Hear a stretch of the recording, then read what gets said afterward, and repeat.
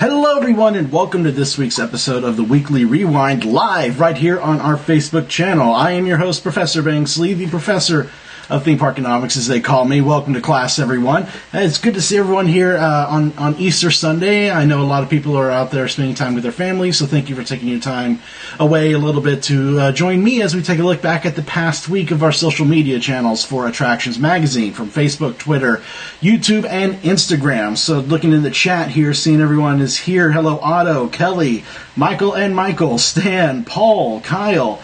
Always good to see everyone here in the chat. Thank you for joining me again this week. Yes, I'm very well, Paul. Thank you very much for asking. We're going to start right with it. Let's go right into Twitter. Now, something that I don't really do on the show very often is do posts from today. Usually I like to do it from Sunday to Saturday, but with today being Easter, my family and I, my wife and my daughter, we went out to Disney to spend some time for Easter there. So you can see this is my daughter Spencer. She is with Marie over at Disney's Beach Club Resort. We went over there to have some Easter fun. They do, I think almost all the resorts, I think all the moderate and higher resorts do some kind of Easter activity for the day. So they have like egg hunts, special character meet and greets, things like that. So Marie was there visiting the Beach Club Resort. I think I saw a photo of Donald and Daisy at the boardwalk. So that's pretty cool. Now this is a look at the egg hunt. It's not really a hunt; it's a free-for-all for eggs on the beach there. Each resort has different areas that they do their little egg hunts at. So you can see all the kids are out there getting the eggs. Things inside the eggs range from like little erasers or stickers, just little fun things for kids. It's a neat little thing to do. Very much a free-for-all. That is for sure. Hello everyone here. Looking in the chat here, yes, thank you, Kyle. That is a very nice photo of my daughter there. In fact, in just over a week, next Wednesday, she will be a sister because our little boy Oliver will be born on Wednesday, April 11th, if he doesn't decide to make an early entrance. We'll find out, but we're getting ready for that, so that's going to be very exciting. Kelly asking, would have been at SeaWorld, but I got sick. Yeah. I know different parks do different things. I know SeaWorld does like I think an early morning Easter service, if I'm not mistaken. I hope you feel better, Kelly. Sorry that you're feeling sick. Thank you, everyone, for the congrats. Hello, Joshua from Canada. Hello, everyone. Stan saying, background looks like I have a 10-year-old boy. Just like that. Thank you. Yes, the background over here, I have a lot of fun items back there. Alright, so moving on here. Last week we got to have a chance to step into the construction site for Margaritaville Resort Orlando. It's actually not too far from where I'm at right now, and it's exciting to see this rising day today. And we got to go inside and get a little construction update. We have lots of photos on our Twitter and on our blog at attractionsmagazine.com. You can see inside the construction. This is what is going to be called Sunset Walk. This is going to be the retail shopping district for Margaritaville Resort Orlando. And we have a story about some of the tenants that are going to be there. You can go to our blog to read about all of that. Also, this is a look at some of the merchandise that you're going to be able to get when you're shopping around Margaritaville. So some of the colorful, fun merchandise available there. Unique, that kind of Jimmy Buffett style look to it. Uh-oh. Someone wants to come say hi. Hello. You want your M&Ms? Yeah. Okay, here you go. You're very much welcome. Here, real quick, say hi. Hi. All right, go see mommy. All right, so yes, my little daughter. I love her so much. All right, so these are some of the model homes that they have available right now at Margaritaville Resort Orlando. There's going to be, I think over 100 designs and over 1,000 homes that you actually rent or even live at Margaritaville, in addition to the hotel that they're building there as well. So we got some awesome looks inside of these model homes. Once again, those photos are on our Twitter and video as well on our YouTube channel of all the construction progress and inside these 4 model homes. It's very beautiful. I would love to live in one of these. It's so cool. Yes, Megan, so close. Thank you so much for the congrats. Everyone saying hello. I appreciate it so much. We'll get a little look at the inside. You'll get a small look at the construction progress at the YouTube recap later in this episode. But yeah, definitely go to our YouTube channel for full video of the Margaritaville construction. I kind of threw this show together in a hurry because, like I said earlier, I was out at Disney this morning for Easter, so I was spending a lot of time there, and I got home and I remembered, oh yeah, it's Sunday, got rewind. So not a lot of stuff I'm showing this week, but you can always go to our social media channels, take a look back, and see the fun things that we posted. So let's head over to Facebook. Facebook, of course, you're there right now. But if you're not, if you're watching this on the replay, we are facebook.com/attractions magazine. Our producers, Matt and Jackie, got to go to Texas last week. We talked a little bit about this on last week's episode, actually, when they were at Six Flags Fiesta, Texas. But last Sunday, they were at Seaworld San Antonio. I haven't been to this Seaworld park since I was a little kid. I can't even remember the year I was last there. A long time ago. So I'd love to be able to go back and see the park again, but seeing the photos has been really cool. This is the characters. You can see these characters sometimes at SeaWorld in Orlando, and I believe San Diego as well. Shamu, Sydney, Dolly, and Puck. Of course, Puck has his own ride here at SeaWorld Orlando.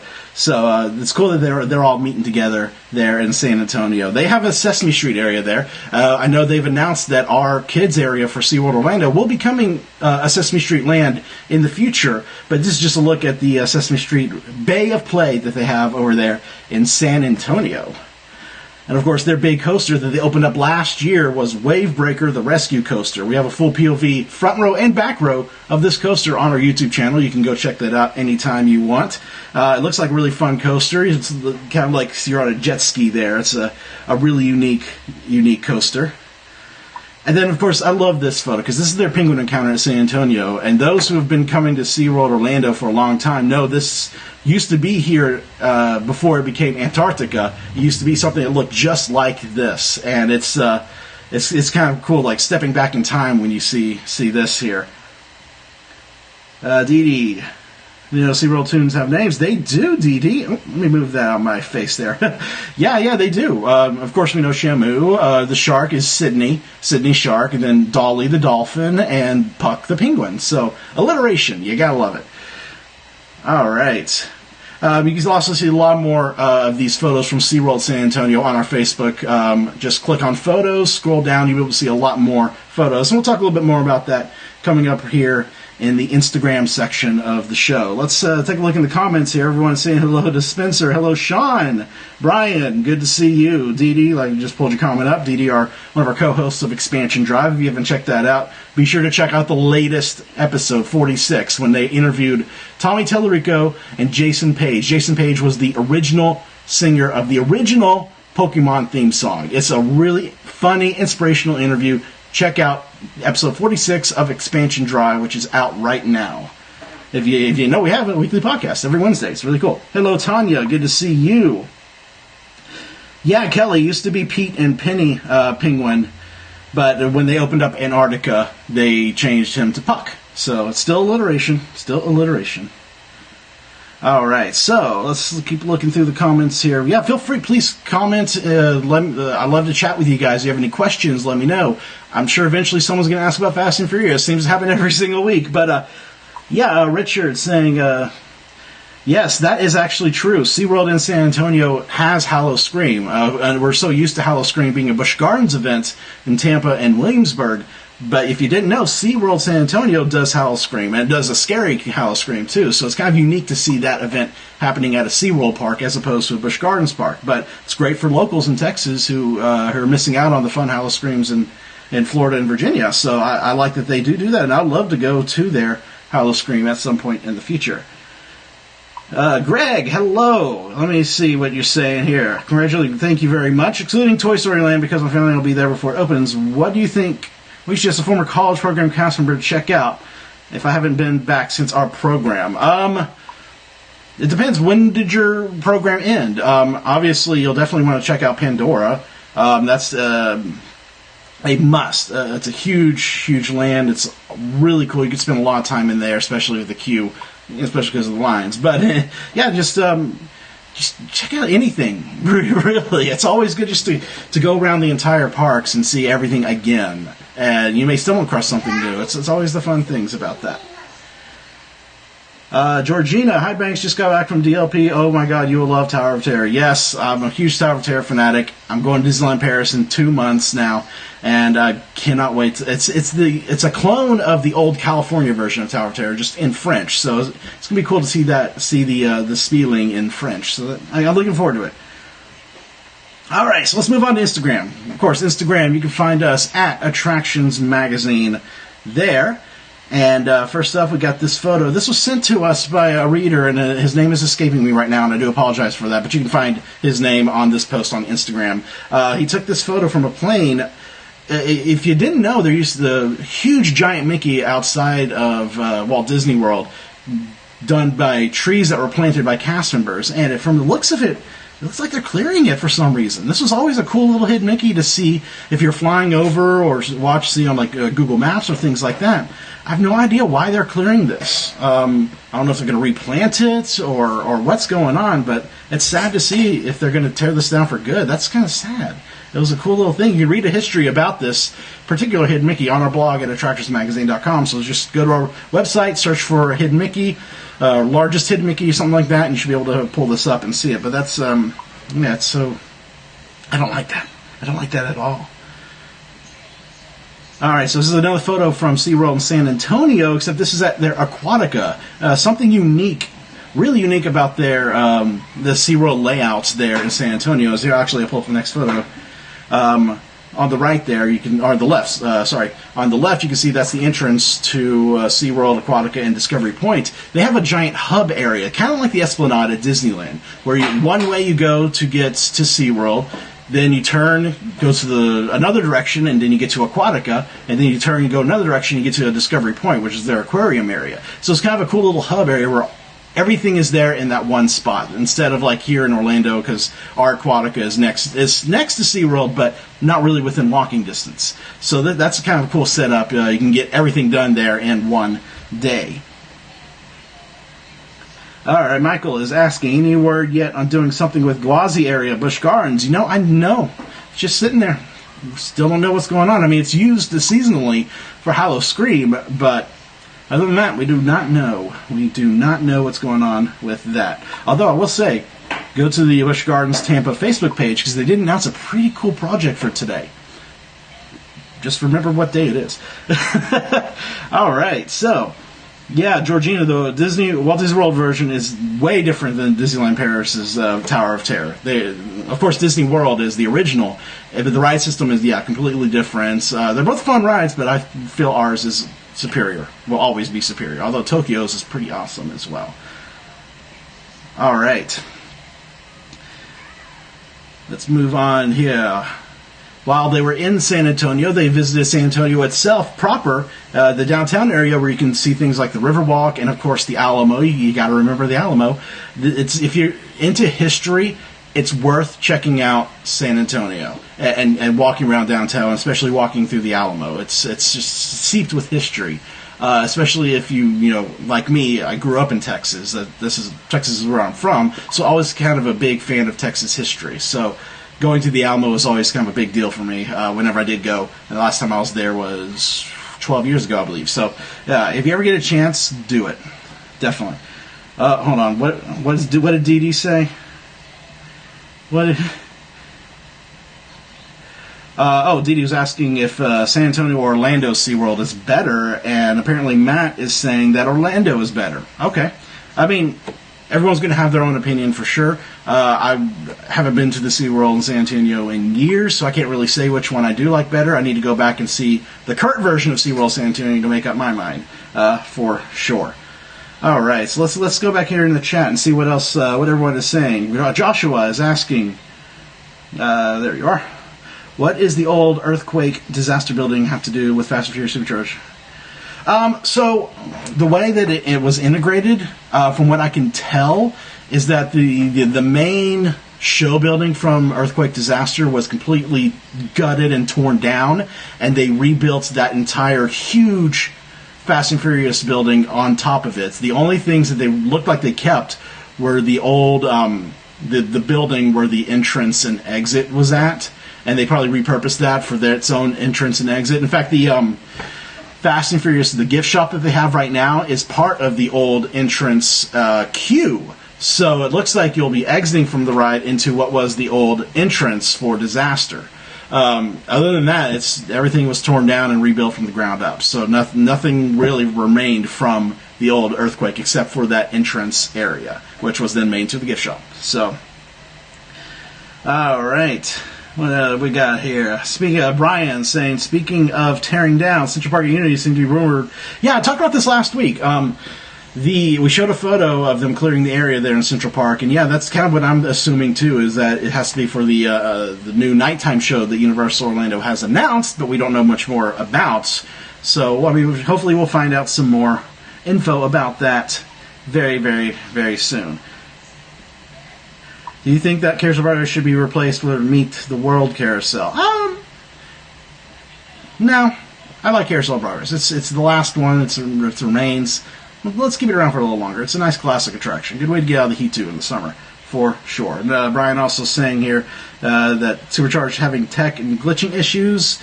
That's what I'm hearing as well. And I talk about it every week, so let's talk about it again. Still no word on when this is going to soft open. We don't know.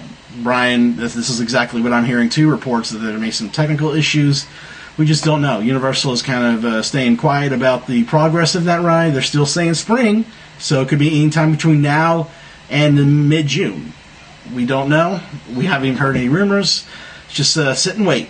Sit and wait and see what happens. But of course, like I always say, we will post on all the socials when we hear word about any sort of soft openings, for sure. Tower Terror is my favorite Disney ride. Is the different? Yes. The big difference from the Tower of Terror from Disney World versus the old Disneyland version and the Disneyland Paris version is that ours has a more of a surprise element to it with that fifth dimension scene where the elevator moves forward because you don't expect that. Whereas the Disneyland and Disneyland Paris versions start off going backwards.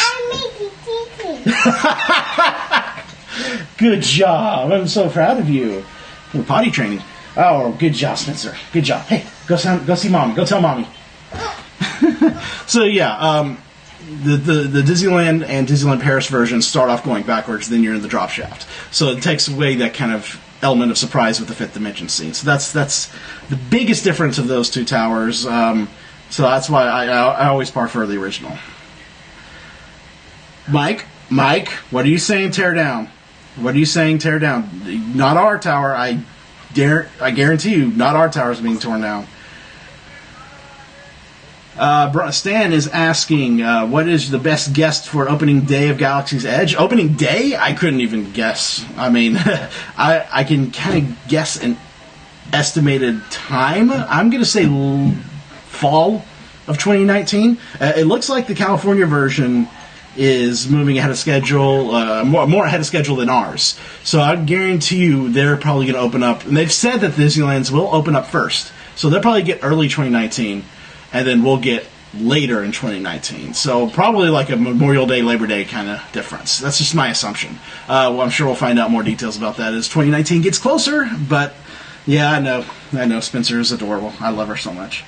Mike wants to tear down everything. Mwahahaha. Mike is also a co-host of Expansion Drive. Forget what I said about listening to Expansion Drive. No, don't listen to it. No. If he wants to tear down everything, we're going to tear down his podcast. How you like them apples, Mike? All right, so let's get to our YouTube. Of course, youtube.com/Attractions Magazine is where you can find all our videos. We try to upload a new video every single day, so we have a lot of videos that go up, and if you miss one, you can take a look back at this highlight reel from the past week to see what was posted.